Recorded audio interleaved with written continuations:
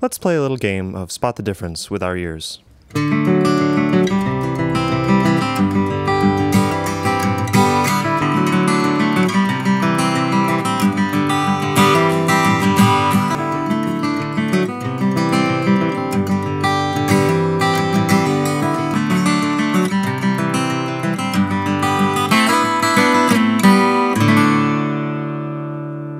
Hi friends, we're going to do something a little bit different today. We're going to do some delving. You ever have this experience that I have all the time where you listen to an album like this, or like this, or like this, or like this, or like this, and you think to yourself, man, all the acoustic guitars in that time period just sounded so amazing. Why don't acoustic guitars sound like that on albums anymore? You can get those sounds in this day and age. And while it doesn't hurt to have vintage instruments and vintage microphones and be recording onto tape, it's not the only way. So in this video, we're going to talk about getting those sweet, sweet vintage tones with modern equipment, modern mics, and a modern guitar. There are plenty of videos out there explaining how to make crystalline, brilliant, modern sounding acoustic guitar recordings, and that is not what this video is about. This is about how to make guitars that thwack in the way that they thwacked in the days of yore. If you also love the thwack of yore, keep watching. We're going to look at a couple of things that go into getting that vintage sound.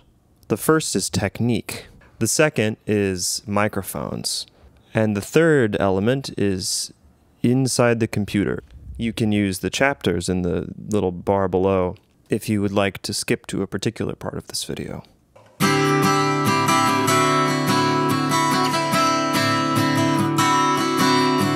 I think that the guitar that we're going to be using is especially well predisposed for getting vintage sounds, but then I'm a little bit biased about that because I helped design this guitar. This is a D'Angelico Excel Josh Turner Tammany. It's for sale. You can actually, it's pretty affordable. You can buy it. Because I'm a fancy boy who came up on fancy solo acoustic guitar music, I've come to like fancy picks. I play most of the time these days with this.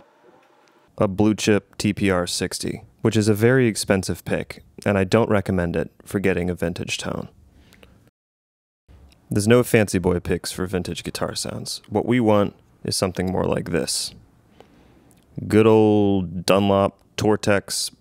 We want a pick with some bend in it. Something where you can really hear the percussiveness of the pick hitting the string.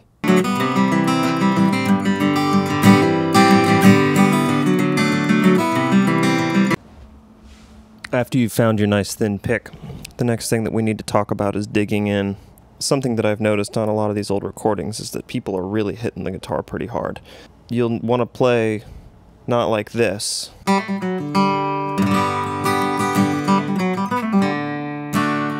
but more like this.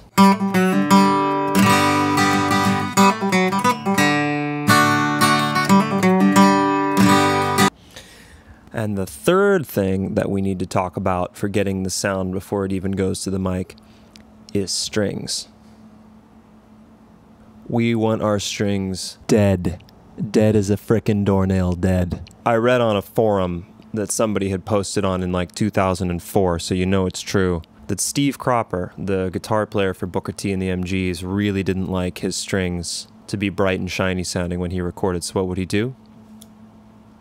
He would rub chapstick on them. I'm going to catch some heat for suggesting this, and some people are going to say, for the love of God, don't do that. But I'm going to say, if you want a vintage acoustic guitar sound and you've just changed strings, think about it. Oh, and in terms of the type of string, I like phosphor bronze strings. Whatever you do, stay away from coated strings. They will not get dark enough sounding for what you're trying to do. They're going to sound too shiny. It's going to sound like an MTV Unplugged concert. Like late period James Taylor, 90s Sting, it's not the vibe.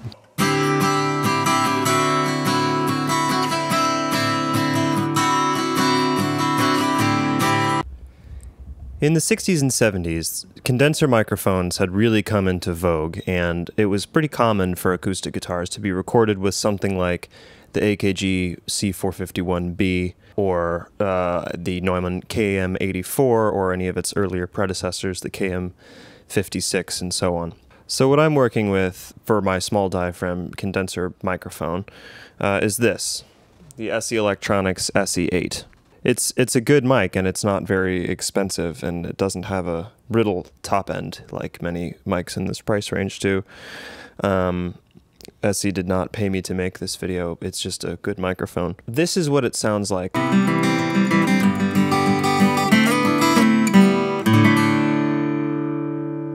That sounds nice, but I think we can agree that we're not thwacking yet. So we're going to bring a dynamic microphone into the mix. This is a Blue Encore 100. I got it on sale for $50. I like this mic because it is very cheap, and the point of this video is how to get acoustic tones that sound like old days without spending old days money, which is a lot of money. I will say, there are a lot of cheap vintage dynamics out there, and if you're looking to get a vintage acoustic guitar sound, buying a cheap vintage dynamic is a really good idea. Here's how it sounds with just the guitar being recorded by the Blue Encore 100.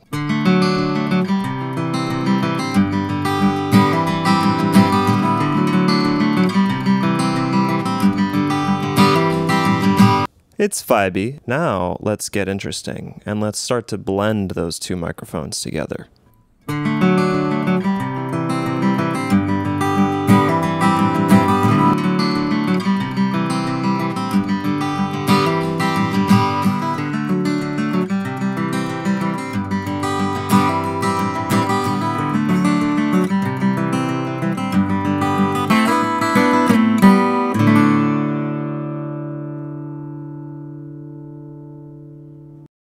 Well done, you. You've made it 2/3 of the way through the video in terms of things that we need to cover. We've talked about getting it right at the source, and we've talked about how to mic it, but now it's time to go. In the box.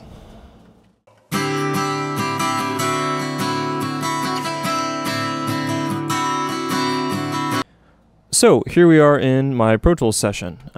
We've got the two tracks here of our little sample with the small diaphragm condenser mic on this channel and the dynamic on this channel. It's a nice sound, but I think we can take it a little more in a vintage direction than that. So I'm sending both of these channels here to one bus. This allows me to process them both together, which is helpful.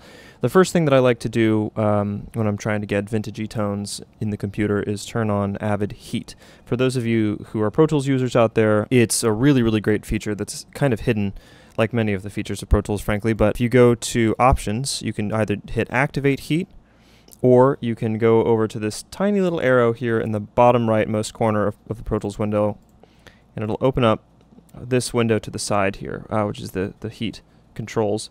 Let's go ahead and turn that on.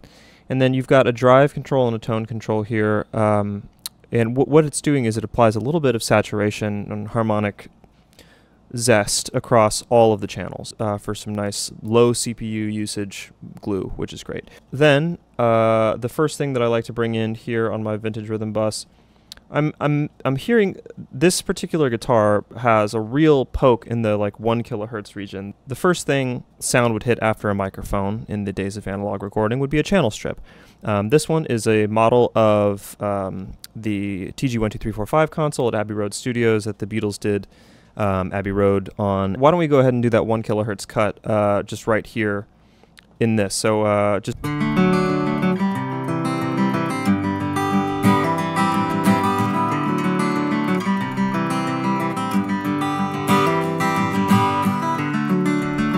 So that thins it out a little bit, but it actually is going to make that acoustic work a lot better if it's mixed in with a track. So now it was right around 1K, I believe. So where's our 1 kilohertz? And let's just cut a little bit here.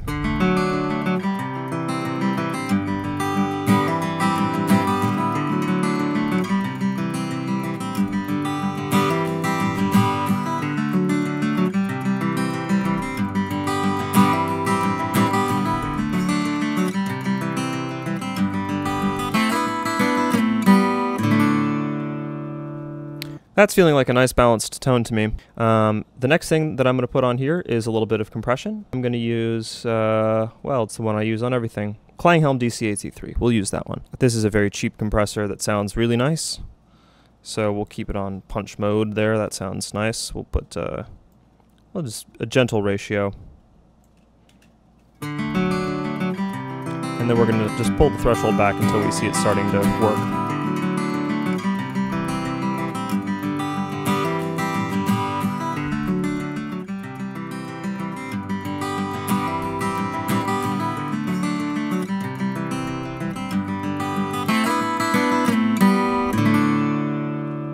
Let's A/B that.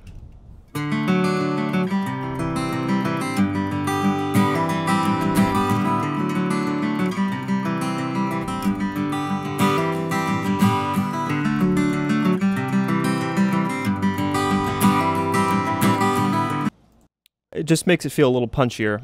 It really brings out those strums a little bit more, makes them more dramatic. We're not trying to do anything insane here, but we're going to stick with that for now. We'll do two more things. The first one I'm going to do is a little bit of reverb. This is strictly to personal taste, but there was reverb on many of the recordings that you would have heard in the 60s and 70s, and it was almost always a plate. So we will get a nice steel plate going here, a little bit of pre-delay so that it's not in the way of the main signal. You can also set up a separate reverb aux send, which is maybe a little bit tidier of a way to do it, but just for the sake of simplicity, we'll keep it like this for now. This is pretty fast program material, so we don't want a super long tail. Let's start with something like 2 seconds, and then we're going to roll off some of our high end in this excellent Valhalla plate plugin, so that it's not too shimmery sounding. And let's see how this feels.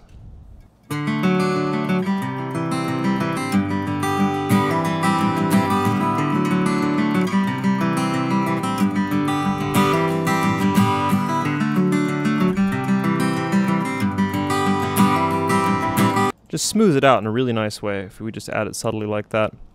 And now the last thing we're going to add is some tape saturation. This is the Waves J37, very, very transparent when on the default setting.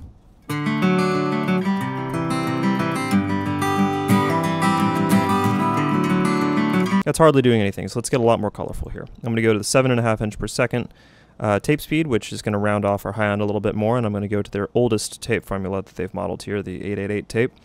And then I'm going to just play with the saturation knob until it gets to a place that feels good to me. You can already feel that it's a little chunkier.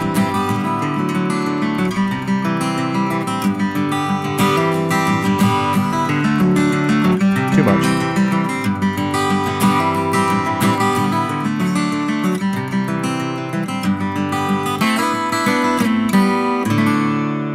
Something like that feels good to me.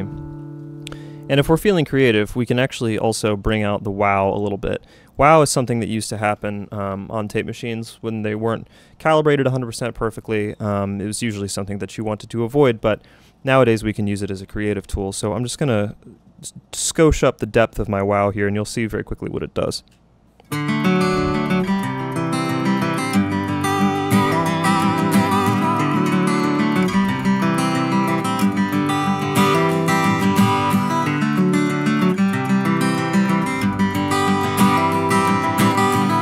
Just a little bit of wow. Too much, it starts to feel like a circus ride, but a little bit of wow gives it this just like sense of motion on the fast notes that I really like, and it feels very authentic to me. So yeah, so let's just A/B one more time here. We'll bypass everything.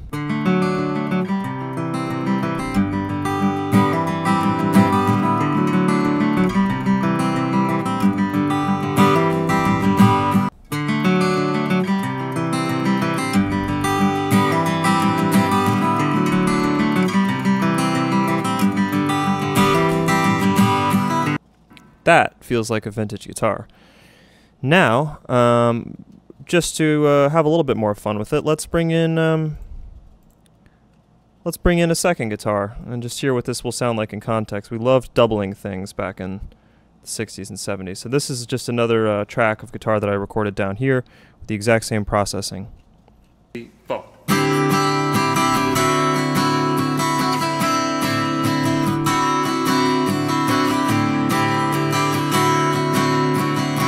Let's just hear that one more time. 1, 2, 3, 4.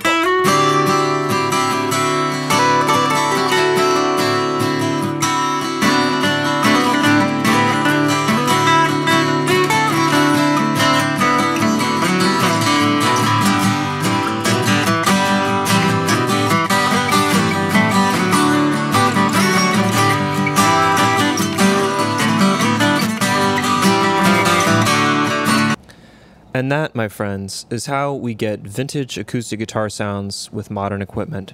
Thwack on.